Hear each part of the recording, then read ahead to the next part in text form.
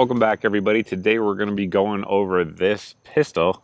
I guess you call it a pistol. Some folks call it a hand cannon that you see in my hands right here. This is the Desert Eagle in 50 AE. This one here has the hard chrome finish, and I guess we'll get into that first.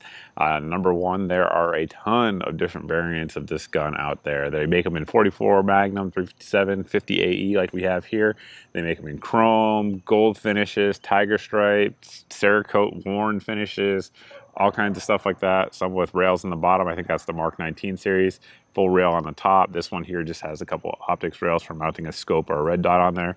But the variants, really, there's just a ton of them, and that could be a separate video. And there's probably literally 100 of them. So ton of different variants out there. But anyway, that's what we're going over today is this particular pistol. So I've had this one in for probably a month now. Borrowed it from the Wound channel, and the reason I borrowed it is because I've shot this gun a lot. Actually, I've shot Desert Eagles a good bit in the past in 44 and 50 AE. I've never shot one in 357 Magnum, but I've shot those two calibers a good bit. And honestly, I don't like the guns, and that's kind of why we're doing the video here. To get a review of it and just kind of give you the pros and cons of it, what I think of it overall. But the reason I borrowed it, like I said, is that I would never buy one personally because I don't really like it. And I know you guys say you never do negative reviews. Well, this one probably will be one, but there's some pros to it as well. I mean, it's not all bad. There's definitely some reasons why I think people would want to own the gun, or, you know, at least think they might want to own the gun. So I suppose we'll get into those as well. One thing I always want to touch on is going to be reliability. So this gun, I've had about 300 rounds through it so far. Probably 250 of those are the Freedom munitions, the big grain stuff. And that is I believe a 325 grain pill. And it's delivering about, I think if I remember correctly from the chronograph test, about 11 to 1200 foot-pounds of energy. So for a pistol, that is a lot of energy for sure. And you'll see some loads out there from the factory anyway that are going to be getting basically all the way up to 1500 foot-pounds of energy. So that's certainly a reason I think a lot of people want to own this. There's a motorcycle going by behind me. I'm not sure if my mic's picking it up. I think that's the reason a lot of people would want to own this is just the power, the raw power of it. It's gigantic, it looks huge, and it's certainly a conversation piece. But with that power comes some downsides. So number one, of course, is that there is a good bit of recoil. It's hard to control in terms of fast follow-up shots, so that's something you have to consider, particularly chambered in 50 AE.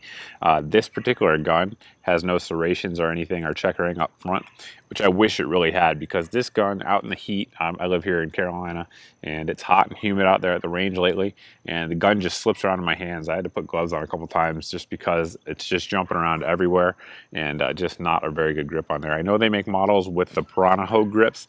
Me personally, I would 100% prefer that because I want it to stick to my hand, and this rubber with sweat, it just moves. So that's the downside of it, just that power. So fast follow-up shots, probably not going to happen. But if you want hunting with a handgun, this pistol's been very accurate. So we've grouped 2 inches or less at 25 yards with it multiple times with several different loads. And in terms of accuracy, it seems to do a good job. Another pro of it, it seems very well built. Like when you actually take it apart and inspect the insides, which I'm going to do a cleaning lubrication video on for those of you who want to see that. It's the fit and finish is excellent. Like you cannot fault them for that. Everything's fit perfectly. There's no machine marks where there shouldn't be or anything like that. It's just a very well-made pistol. It feels like quality in your hand. Of course, part of that is going to be the weight. It's an extremely heavy pistol. Probably not going to conceal carry it anywhere. The sights are very usable. They're sort of rifle-like, so they're kind of like, if you look through an AK, that's kind of what it looks like with the notch and blade sight. And being such a long sight radius, for me, it does remind me of looking through an AK when I do, which isn't a bad thing. Of course, you can mount the optic on there like we already talked about. So magazine capacity in 50 AE is 7+1. Also, I should point out, these magazines are not cheap. I haven't looked them up lately, but I know I've looked in the past, and they were pretty expensive. So it's a single action only gun. Just make sure real quick that it is unloaded. So hammer comes back, then you can fire. You can carry it cocked and locked like that if you want to. So safety would be on. Gun will not fire. Then you push up to fire the gun. The trigger itself is a good trigger. It breaks right around 5 pounds. It's pretty crisp. It's not 1911 crisp, but it's crisp. has a little bit of take up. It's kind of like a two-stage trigger actually in that regard, but very good trigger as well. So there are some positives to it for sure. Breakdown is relatively easy, and one thing that's kind of cool, we'll sort of show you that here in a little preview, is that it has sort of a rifle length gas system. So I suppose before we go on that, we'll break it down and actually show you what I'm talking about. The disassembly process, of course, is that we want to make sure it is unloaded. Grab the slide and you'll note how uniquely the slide moves. For those of you guys that have never seen this, this is the barrel up here, and this is the slide portion there on the bottom. You'll see it comes back in one unit just like that, while the barrel stays sort of in the same position. So to disassemble it, there's a little button right here. You're just going to push that over, and then you're just going to rotate this little lever right here down. So I'll try to do it here like that, and there we go. You'll see the actual barrel comes off, and the lugs come out of this specific little cutout in there that we'll roll in some pictures to kind of show you. But one thing I want to point out is if you're actually looking through the barrel itself, one thing you'll note is that there is sort of a gas port when you look down it. So you'll see that gas port in there. That actually cycles the gas under here, underneath the barrel, and then up into this piston right here, and that piston is what actually drives the slide back. So it's very similar to a lot of rifles out there. The bolt itself, you guys can get a look at it there, a big chunky bolt, and it looks like an AR bolt. Again, very similar to what you'd see on a rifle. So the system that this thing operates on is just a pretty unique animal in terms of how pistols operate. So a lot of people out there will say the gun's unreliable. I don't know that I would go that far. What I would say is that in a lot of people's hands, it's unreliable, simply because a lot of people have a very natural reaction with a powerful gun like this to limp wrist it. If you limp wrist it with that gas system, you're going to have problems. You absolutely will. It will failure to feed, it will have failure to extract issues, all that stuff will happen if you don't have a good positive grip on it. I can pretty much guarantee it. So I think a lot of the reliability issues people talk about is likely due to user error. Of course, the gun every now and then will malfunction as well. I had, I think, one malfunction with it the whole time we had it. So that very well could have been me. I'm not saying it's not, I'm not above it, but it's just something to note there. I hear a lot of times these guns are really, really unreliable. Not sure I'd go that far, but that's how it operates, which again could play into the problems that people see out there with that rifle type gas system.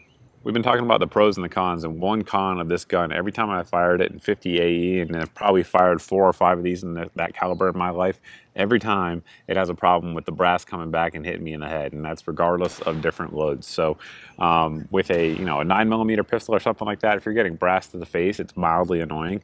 If you're doing it with a 50 AE cartridge with as hard and as violently as this thing extracts, it's really distracting. It's hard to pay attention. It will gouge up the lenses of your glasses. I was wearing a set of Oakleys during part of this video, and actually my right lens is just completely wrecked. There's like 5 or 6 scratches in it just from firing it. So 100% wear eye pro, well, really with any gun, but particularly with this gun, if you're going to be firing it. So one of the things that causes you to do is to sort of flinch and anticipate the recoil. It's a natural reaction. Of course, we try to avoid it, but when you're getting hit in the face with it, you know, you really do have to take a mental note to not do it. So I actually shot this in high speed with a high-speed camera, and one thing I noticed was that the extractor itself didn't really seem to be getting a good grip on the case as it was coming back. It probably pulled it out of the chamber a little bit, but after that it seemed to not really be doing its job. And again, it's not just this particular gun. Every 50 AE I've ever fired has that problem. So that's one thing I really don't like about it, particularly in this caliber. But there's some cool things about it, like we already talked about. Number one, it looks cool. It looks awesome, very well made. That profile is just iconic. Having that pointed at your face is something that's going to be a attitude adjuster for sure. For hunting, I think it's possible, and there would be nothing wrong with it. I'm not sure I'd want to carry it through the woods. And really for that, me personally, my thoughts on that is that I would prefer, in this gun, a 44 Magnum one. The 44 Magnum is much more soft shooting. The follow-up shots are easier. It's easier to control. It may not be as cool because it doesn't have 50 AE written on the side of it, but for practical purposes, that's what I would look at. You know, of course, competitive options for that are going to be revolvers, and there's so many good 44 revolvers out there that are going to give you you know, a little bit less round count, maybe 1 or 2, but a much more dependable system, and one that I think a lot more people would be comfortable with. But again, this gun wins cool factor all day long. I mean, there's just simply no getting around that. So I think that pretty much sums up my thoughts on the gun. Pros and cons for sure.